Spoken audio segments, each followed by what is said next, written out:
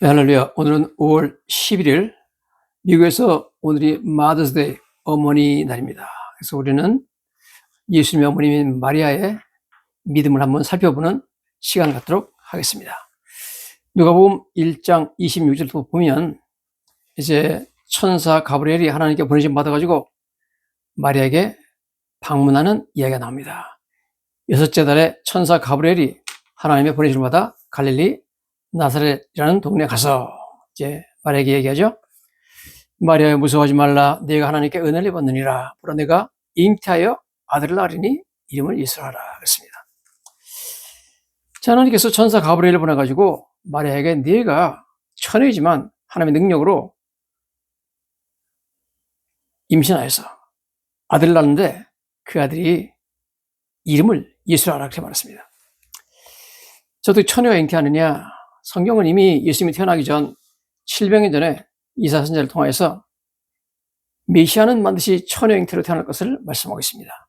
이사야서 7장 14절에 그러므로 주께서 친히 징조를 너에게 주실 것이라. 보라, 처녀가 잉태하여 아들을 낳을 것이요 그 이름을 임마누엘이라 하리라. 그렇게 말씀을 했습니다. 천지를 창조하신 하나님께서 못하실 일이 뭐가 있겠습니까?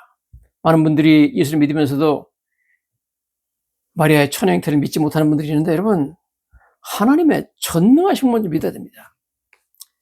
자, 마리아의 친족이었던 당시 제사장 사가라와 마리아의 믿음이 참 놀랍게 차이가 나는 것을 보게 됩니다. 천사 가브리엘이 마리아에 오기 전 6개월 전에 당시 제사장이었던 사가라에게 찾아왔습니다. 찾아와가지고 그게 이렇게 말하죠. 천사가 그에게 이르되 사가라야, 무서워하지 말라. 너의 간구함이 들린지라. 내 아내 엘리사벳이 내게 아들을 낳아주리니 그 이름을 요한이라 하라 그랬습니다. 세례 요한을 엘리사벳이 이제 임신하게 된다는 거죠. 자, 사가라가 천사에게 이르되 내가 이것을 어떻게 알리오? 내가 늙고 아내도 나이가 많으니이다. 내가 늙고 아내도 늙었는데 어떻게 우리가 임신하겠느냐 그러면서 천사가 보낸 메시지에 대해서 상당한 믿지 못하겠다는 반응을 보입니다. 천사가 말하기를 나는 하나님 앞에 서 있는 가브리엘이라. 이 좋은 소식을 전하여 내게 말하라고 보내심을 받았느니라.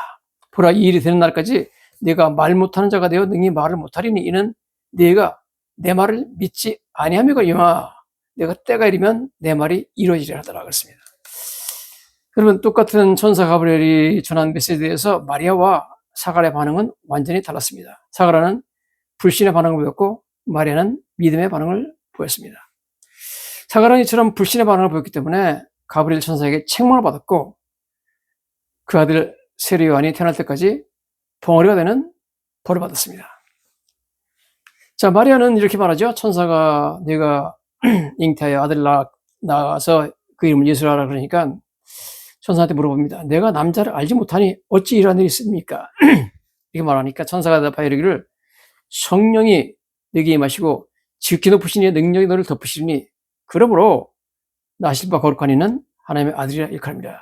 하나님께 능치 못함이 뭐가 있겠느냐? 하나님의 성령이 내게 임하고 지극히 높으신 이의 능력, 하나님의 능력이 너를 덮어서 내가 잉태하게 될 것이다. 이렇게 말씀하면서 대하죠. 하나님의 모든 말씀은 능하지 못함이 없느니라. 그러니까 마리아가 그것을 믿고 마리아가 이르되 주의 여종의 연이 말씀대로 이루어지다 이렇게 대답하는 것을 우리가 보게 됩니다. 태초에 하나님께서 천지를 창조하실 때 하나님의 성령이 수면 위에 운행하면서 수면을 덮으면서 천지를 창조했습니다. 이번에는 성령님이 마리아를 덮으면서 뱃속에 하나님의 아들 예수 그리스도를 잉태하게 만드는 것을 우리가 보게 됩니다. 즉 하나님의 아들 예수 그리스도는 지극히 높으신 이의 능력, 성령의 능력에 의해서 창조됐습니다. 그래서 예수님의 인성은, 인간적인 성품은 마리아에게서 나왔고 예수님의 신성, 하나님의 성품은 성령님으로부터 부여받은 것입니다. 그래서 예수님은 100% 사람이시며 동시에 100% 하나님이십니다. 그래서 예수님은 하나님의 아들입니다. 즉 마리아는 남자의 도움이 없이 예수님을 잉태한 것입니다. 창세기에서부터 메시아는 반드시 남자의 후손이 아니라 여자의 후손이 될 것을 예언하고 있습니다. 창세기 3장 15절에 내가 너로 여자와 원수가 되게 하고 내 후손도 여자 후손과 원수가 되게 하리니 여자의 후손은 네 머리를 상해할 것이요. 즉 메시아가 여자의 후손, 남자의 후손이 아니라 여자의 후손으로 태어날 것을 이미 예언하고 있습니다. 그러므로 여러분, 예수님은 마리아와 약혼한 요셉의 아들이 아니라 하나님의 아들이었습니다. 자, 천사는 엘리사벳의 기적적인 임신 사실을 언급하면서 하나님의 모든 말씀은 능치 못하심이 없다고 말씀하셨습니다. 엘리사벳의 임신이나 마리아의 임신이나 공이 인간적으로는 불가능한 하나님의 기적이었습니다. 그러나 하나님께서는 능치 못하심이 없는 줄로 믿습니다. 마리아는 이것을 믿었습니다.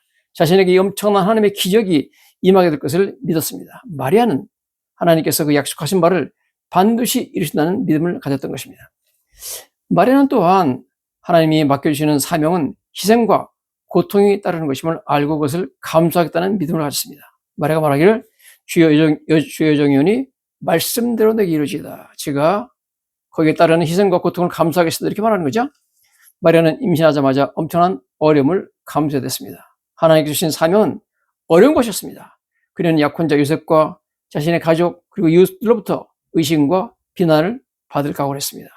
처녀가 남자와 관계한 적이 없이 임신했다는 것은 엄청난 사건이죠. 그리고 특별히 약혼자 요셉과 그의 시댁으로부터 파혼 선고를 받을 것도 각오했습니다. 요셉도 가브리엘 천사가 현명하기 전까지는 마리아의 말을 믿지 못했습니다. 그러나 하나님께서 천사를 보내가지고 요셉에게 말하죠. 주의 사자가 즉 천사가 현명하여 이르되 다윗의 자손 요셉아 내 아내 마리아 데려오기를 무서워하지 말라. 그에게 잉태된 자는 성령으로 된 것이라. 아들을 낳으리니 그 이름을 예수라 이렇게 말을 해줬습니다. 자, 마리아는 이처럼 고난의 길이지만 하나님께서 자신에게 맡겨준 사명의 길이라면 어떤 고난과 희생이라도 감사하며 그 사명을 감당하겠다고 결심한 것입니다. 13세에서 15세 정도 되었던 어린 소녀로서 이런 헌신을 각오하고 이런 믿음을 보였다는 것은 놀라운 일이 아닐 수가 없습니다. 마리아는 비록 어린 소녀였지만 위대한 믿음을 소유한 소녀였습니다. 하나님께서는 그녀를 선택하셨고 이 모든 사명을 감당할 은혜와 능력을 부으신 줄로 믿습니다. 마리아는 인간적으로 불가능해 보이는 일을 믿었으며 자신을 향한 하나님의 뜻에 과감히 순종했습니다. 여러분, 성경에는 대부분의 이야기들은 인간적으로 불가능한 얘기를 얘기하고 있습니다. 천지를 창조했다. 이것도 여러분 믿을 수가 없는 얘기죠. 누가 본 사람이 있습니까? 어떻게 과학적으로 무에서 유를 창조하느냐 이렇게 따지고 들면 아무도 이걸 믿을 수가 없습니다. 하나님께서 이스라엘 백성들을 위해서 홍해 바다를 가르셨다. 그리고 바다를 갈라가지고 무려 200만 명의 백성들이 바다를 건넜다. 이게 도대체 인간적으로 가능합니까, 여러분? 우리 하나님은 불가능한 것이 없으신 전능하신 하나님이신 줄로 믿습니다. 하나님께는 능치 못함이 없다. 가브리엘 천사의 말처럼 여러분, 성경에 나오는 모든 이야기들은 인간적으로 여러분 볼 때 전혀 불가능한 것들입니다. 그래서 예수를 믿는 사람들은 믿는 것입니다. 하나님 믿는 것입니다. 하나님을 우리가 다 이해할 수가 없습니다, 여러분. 다 이해하고 믿으려면 못합니다. 여러분, 믿으면 이해가 되는 줄로 믿습니다. 믿고 나가면 전능하신 하나님께서 우리에게 놀라운 이해와 믿음을 주시는 줄로 믿습니다. 오늘 마리아처럼 전능하신 하나님의 말씀을 믿고 위대한 믿음으로 주님께 나가서 믿음으로 승리하는 믿음의 용사가 되시기를 예수님 이름으로 간절히 축원합니다.